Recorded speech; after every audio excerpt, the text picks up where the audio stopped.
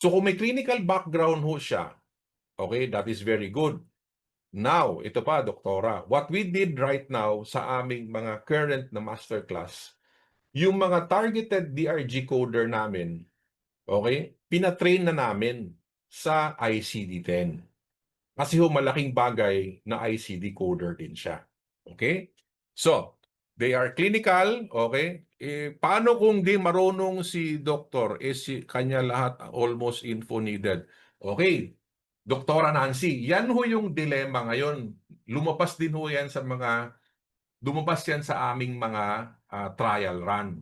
Kapag hindi ho alam ng mga doktor yung konsepto ng DRG at yung konsepto ng 1, 12, and 20, magkaproblema ho kayo doon ho sa inyong claim form 5 at sa content ng clinical chart. Okay?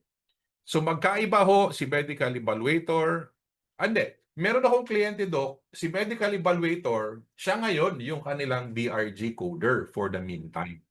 Okay? Kasi si medical eval, alam niya lahat. Okay? So dahil wala pa hong DRG, for the meantime, after ho ng aming simulation, siya muna yung na-assign na DRG coder, and then the medical evaluator trains the specified or the specific DRG coder. Now, sino ba yung nire-recommend ko na DRG coder? Okay? Ang nire-recommend ko ho is a nurse. Yung nurse na medyo sanay na. Sanay sa ER, sanay sa DR, sanay sa OR, sanay ho sa ward, at sanay makipag-usap at makipagkaibigan at makipag-discuss sa mga doktor. Okay? Kasi kapag makita ni DRG coder na medyo kulang, medyo hilaw, okay, pwede niyang kakausapin yung attending. Okay? So, ay iisa na lang ni AP kay DRG coder. Okay. So, depende, Doc. Ang suggestion ko kasi, Doktora Nancy, is you do your trial run. Okay? And then you will get to see. Initially, it's going to be a disaster. But then, if you try to polish it, you will eventually be able to polish it. Lalo na, nandyan naman ho kayo, Doc. Makikita mo naman yung mga mali. Okay?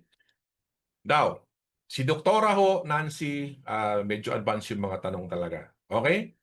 So, expected yan kay Doktora. So, ito hong nasa slide ngayon, okay? Kung makita ho ninyo yung, nandyan ho yung 1, 12, and 20. So, anong gamit na yan? Yung gamit ng 1, 12, and 20 is dito.